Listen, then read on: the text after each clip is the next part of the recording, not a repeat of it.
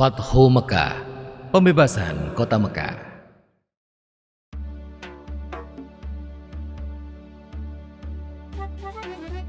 Awal bulan Zulkhodah, tahun ke-6 Hijriah, Nabi Muhammad bersama 1.400 sahabatnya bergerak menuju Mekah dalam rangka menjalankan ibadah umroh. Rombongan besar tersebut membawa 70 ekor unta sebagai hewan kurban. Para sahabat Nabi sangat antusias mengikuti perjalanan ke Mekah, terutama kaum muhajirin yang telah lama meninggalkan kota kelahirannya. Namun, perjalanan mereka terhenti di wilayah Hudaybiyah, 22 km arah barat kota Mekah. Di Hudaybiyah, beberapa orang Quraisy bertanya tentang keperluan rombongan Nabi datang ke Mekah.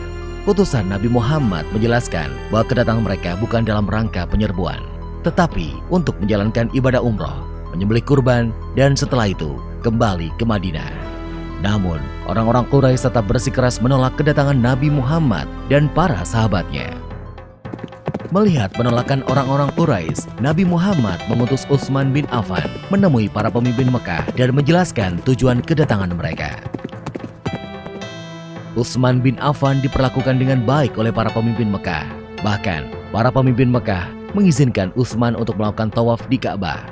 Tapi tanpa Nabi Muhammad dan para sahabatnya, Utsman menolak tawaran tersebut. Para pemimpin Mekah tetap menolak kedatangan Nabi Muhammad dan para sahabatnya. Oleh karena itu, dilakukan perundingan antara kaum muslim dan Quraisy Mekah. Nabi Muhammad memimpin langsung delegasi kaum muslim, sedangkan delegasi kaum Quraisy dipimpin oleh diplomat senior mereka, Suhail bin Amr.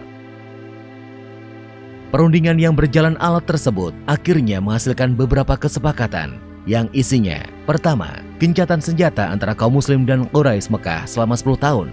Tidak akan ada tindakan buruk maupun permusuhan dari kedua belah pihak. Kedua, jika ada yang datang kepada Muhammad tanpa izin keluarganya, maka dia harus dikembalikan. Dan jika ada muslim yang datang kepada kaum Quraisy, maka dia tidak akan dikembalikan. Ketiga, dibebaskan kepada seluruh klan yang ada di Arab untuk menjalin kerjasama kepada kaum muslim maupun kaum Quraisy. Keempat, pada tahun tersebut rombongan kaum muslim belum diperbolehkan memasuki Mekah. Pada tahun berikutnya, kaum muslim baru diizinkan masuk Mekah selama 3 hari dan hanya boleh bersenjatakan pedang tanpa diunus. Kelima, perjanjian antara kaum muslim dan Quraisy Mekah didasari ketulusan dan kesediaan untuk melaksanakannya tanpa penipuan dan penyelewengan. Kesepakatan yang dikenal sebagai perjanjian Hudaybiyah tersebut dibuat rangkap 2, masing-masing untuk kaum muslim dan kaum Quraisy Mekah. Isi perjanjian yang dianggap merugikan pihak muslim itu membuat para sahabat keberatan. Namun, Nabi Muhammad berhasil meyakinkan para sahabatnya bahwa perjanjian tersebut sebenarnya sangat menguntungkan kaum muslimin. Setelah sekitar 20 hari berada di Hudaybiyah, Nabi Muhammad dan para sahabatnya kembali ke Madinah. Dalam perkembangannya, seperti yang tercantum dalam isi perjanjian, 2 suku yang saling berperang, yaitu suku Khuza'ah dan suku Bakr, menjatuhkan pilihan mereka. Suku Khuza'ah bergabung ke kaum muslim, sedangkan suku Bakr bergabung ke Quraisy. Mengikuti isi perjanjian Hudaybiyah, suku Khuza'ah dan suku Bakr juga melakukan gencatan senjata. Meskipun sepintas perjanjian Hudaybiyah merugikan kaum muslim, namun secara diplomasi, Nabi Muhammad meraih kemenangan politik melalui perjanjian tersebut. Kaum muslim diakui eksistensinya dan Islam diakui sebagai agama resmi di Jazirah Arab. Selain itu, kaum Quraisy Mekah juga mengakui Madinah sebagai sebuah negara. Perjanjian Hudaybiyah ternyata tidak berjalan sebagaimana mestinya. Ketika pihak Quraisy melakukan pelanggaran, suku Bakr melakukan penyergapan terhadap suku Khuza'ah di sebuah oasis. Penyergapan tersebut dibantu oleh Quraisy Mekah. Pelanggaran perjanjian Hudaybiyah membuat Nabi Muhammad dan para sahabatnya mengambil keputusan penting menyerbu Mekah. Sedangkan di Mekah, para pemimpin Quraisy yang menyadari pihaknya telah melakukan pelanggaran mengirim Abu Sufyan ke Madinah untuk melakukan diplomasi. Di Madinah, Abu Sufyan menemui Nabi Muhammad dan memberikan penjelasan panjang lebar. Namun, Nabi Muhammad tidak menghiraukan Abu Sufyan. Selain bertemu Nabi Muhammad, Abu Sufyan sempat menemui Abu Bakar, Umar bin Khattab, dan Ali bin Abi Thalib. Namun, tetap saja Abu Sufyan gagal menemukan jalan keluar. Didera putus asa, Abu Sufyan pun kembali ke Mekah. Setelah bertahun-tahun, jumlah pengikut Nabi Muhammad semakin besar. Kali ini, 10.000 pasukan muslim dengan persenjataan lengkap telah bersiap menuju Mekah.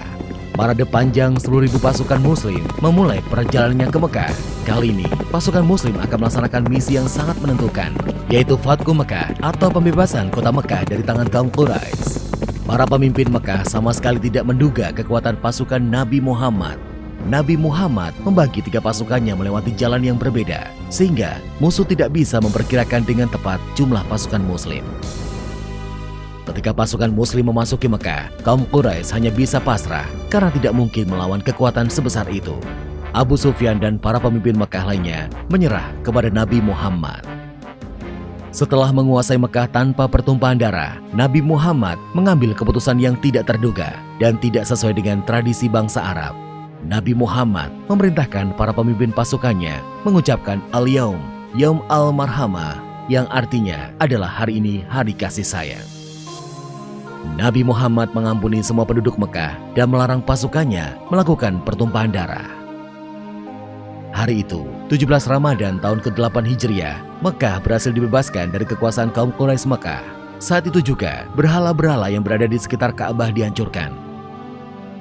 Pembebasan kota Mekah menjadi tonggak sejarah tidak hanya di Jazirah Arab, tetapi juga di seluruh dunia. Nabi Muhammad tampil sebagai pemimpin yang memberikan contoh bagaimana sebuah penaklukan pusat kekuasaan musuh tanpa pertumpahan darah sekaligus tanpa pembalasan dendam. Dalam tradisi Arab, pihak yang kalah akan menunggu giliran untuk dieksekusi. Namun, Nabi Muhammad menghapus tradisi tersebut.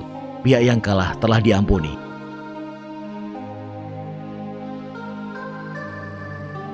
Setelah Ka'bah dibersihkan dari berbagai jenis berhala, Bilal pun diperintahkan Nabi untuk mengumandangkan azan.